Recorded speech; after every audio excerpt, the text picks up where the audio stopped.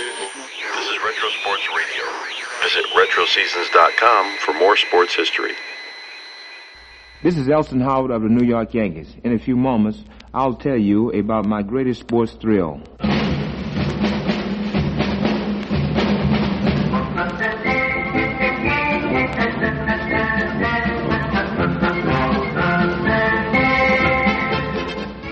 This is Harry Wismer. What you're about to hear is a transcribed story of one of baseball's outstanding players and an event our special guest, Elston Howard, considers his greatest sports thrill. And Elston himself is here to tell us all about it. But first, here is Bill Reddick with a message of interest from your United States Air Force. Young men, your first few years after college graduation can be very important years. You can be earning good pay, building toward a secure future. Yes, all these advantages can be yours if you qualify for officer training with the U.S. Air Force. As an Air Force officer, you will be recognized as a leader, a man of high mental, physical, and moral standards. And along with the important work you do for the Air Force in the great new age of space, you will enjoy excellent recreational facilities as well as liberal vacation periods and the opportunity for world travel. If you're a college graduate between 20 and a half and 27 and a half years old, in good physical condition, make arrangements now for an interview with your Air Force recruiting officer. He will give you complete details on the new officer training school program. This can be your first step toward a bright future with the greatest defense team in the world, the United States Air Force. And now, back to Harry Wismer. In the reasonably short span of 4 seasons, Elston Howard, the first Negro to wear a New York Yankee uniform, has moved up to star ranking. Manager Casey Stengel considers him the best catcher in the American League, which means that Casey must regard him above Yogi Berra, a 3-time winner of the Most Valuable Player Award in the league. Elston Howard is a Yankee untradeable. Said Stengel, I can get any player in the league for him, and don't think I can't, but I'm not going to do it. Every time a fellow comes to me with a list of names he's willing to deal, he also has a list of Yankees he must have. And Elston Howard is at the top of the list. Well, he ain't going to go anywhere. He's worth more than any ball player in the league in a trade. Elston Howard can hit. He's the best hitter on the club, as indicated by his 314 batting average in 1958, highest among the Yankees. Howard can catch.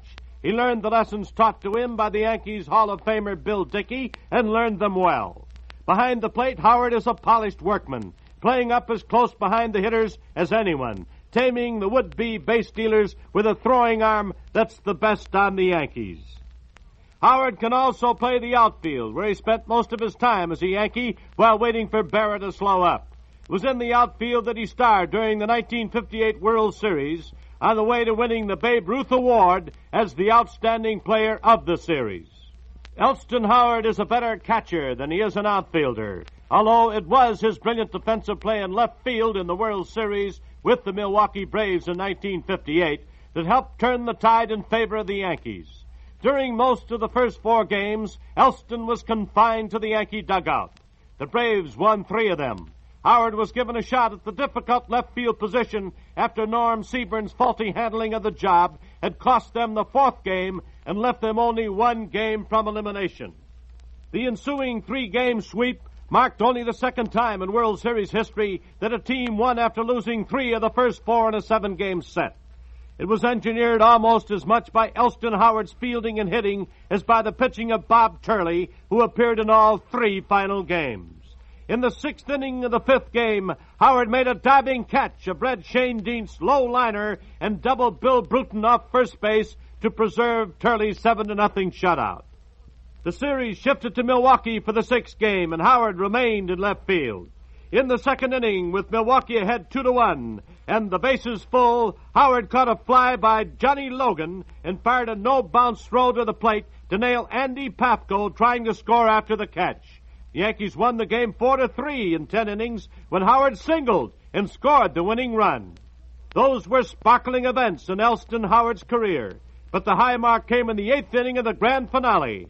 With the score tied 2-2, Yogi Berra hit a 2-out double off Lou Burdette. Howard then hit a sharp single through the middle to put the Yankees ahead 3-2. The Bombers kept going, and Bill Skowron's homer settled the final count at 6-2.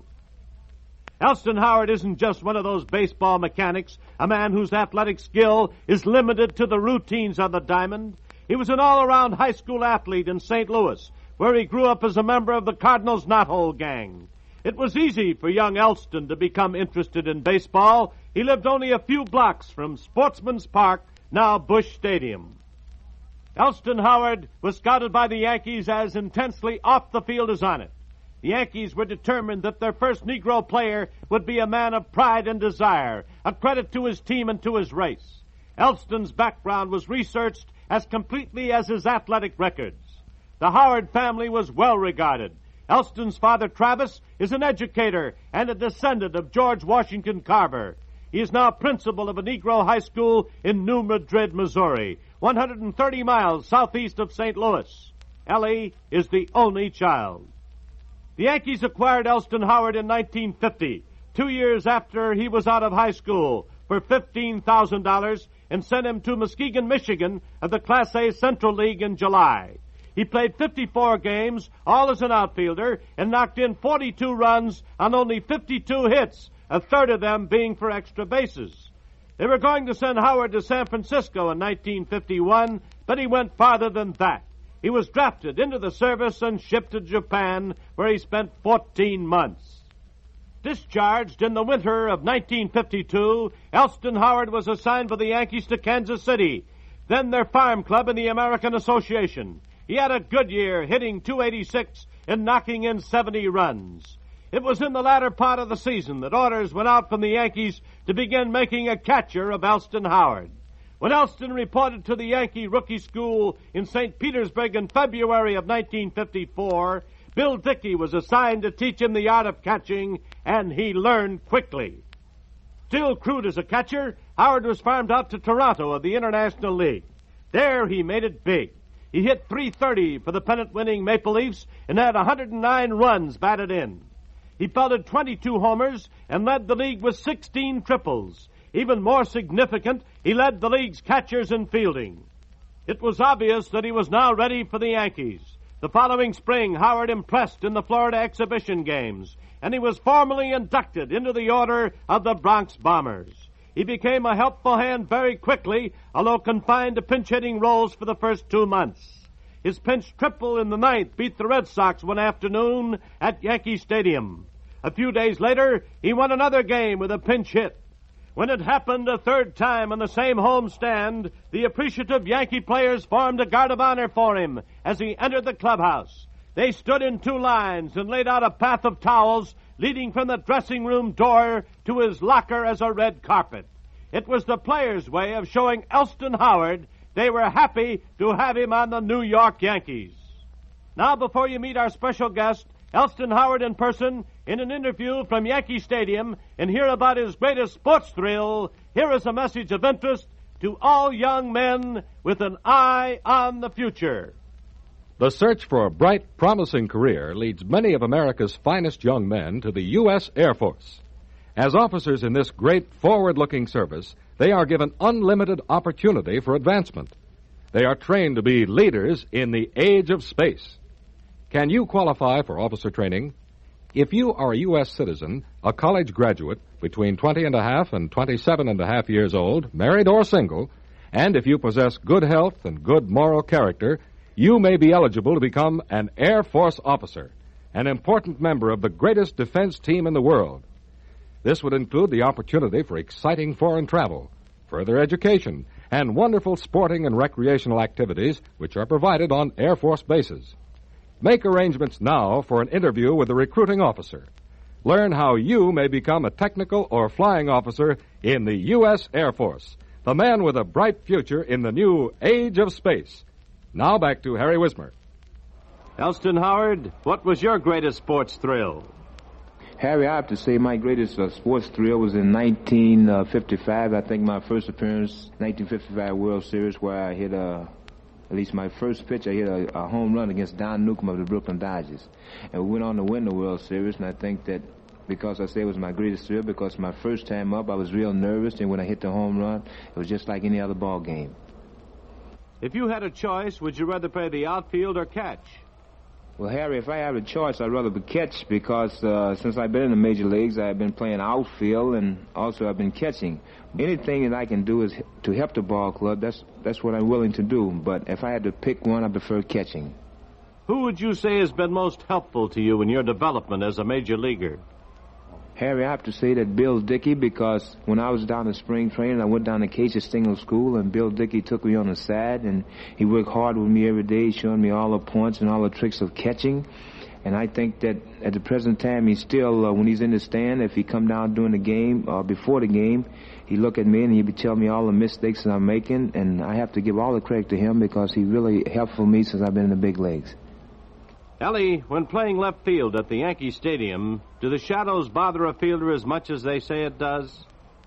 Well, Harry, I think I have played left field in Yankee Stadium, but I never had trouble with the sun, which is, I think it's one of the roughest fields in any major league ballpark because late in the year the shadows fall behind the stand, and as the sun forms in the lower part of the stand, I mean, it really is a reflection on any left fielder because the sun is direct in the left fielder's eyes. And I never have, as I said before, lost a ball in the sun, but if you recall, Stephen and West Covington, they had a little trouble in outfield during the World Series. Then the following day, I went to the outfield, and where I had a pretty good day, I didn't fortunate enough to make a catch against Red Chanius, which a lot of people say was a turning tide of the World Series. And but as I said before, I think that any ball player that played left field in Yankee Stadium, they'll say that it's the toughest outfield in the league. Ellie, do you go along with the thinking that a batter should just try and hit the ball where it is pitched? Well, Harry, that's the case that helped me over the past year where I hit .314 in 1958. I led the Yankee Ball Club in hitting where the years before, 1954 and 55, where I was pulling the ball, but I hit .290 and I hit .271. Well, I would say that hitting the ball where it's pitched is very important because, for instance, if a fella keep the ball away from you and you try to pull the ball, majority of the times you're going to hit the ball right back to the pitcher. But during the times I have been hitting the ball where it's pitched, for instance, I had a wonderful year. I hit the ball to right field, right center. Then when the ball come inside, I pull the pitch. So I think that it really have helped me, and thanks to Casey Stengel, because he was the one who always was preaching about hit the ball where the ball is pitched, and that's what I did, and it really helped me tremendously. Do you recall your first appearance at the plate in a Yankee uniform? Well, my first appearance at the plate in a Yankee uniform was in 1955, right here at Yankee Stadium, when I faced one of the top pitchers in the major leagues at the time was Mike Garcia. My first time up, I think that I came in for a pinch hitter for Tom Sturtevant, who was pitching the ball game. He came out, and my first time up, I hit a line drive down the left field line, which was fouled, and 3 pitches later, he walked me. And naturally, I was a little nervous because my first appearance in the big leagues. And later on, I went up to Boston, and I played in a ball game, and fortunate enough, I got 5 for 5. That was my first big break in the big leagues. Ellie, what is the most unusual play you've ever been involved in? Well, Harry, I think the most unusual play that I've been involved in was unassisted double play, which we were playing the Baltimore Orioles, and Tom Sturgeon was the pitcher, and I was the catcher. And I think the hitter was Gus Triandos with runners on third and first. And Gus hit the ball back to Tom, and the runner was Billy Claus. He started breaking towards the plate, and I hollered at Tom. I said, Tom. And he threw the ball at me, and I runs the fella Claus back down to third base. We get him in a chase. By this time, I tagged Claus out, and the other runner was right at third base. And as he slid in, I tagged him out. So that was an unassisted double play. I think that was my most unusual. Thank you very much, Elston Howard of the New York Yankees, one of baseball's outstanding players.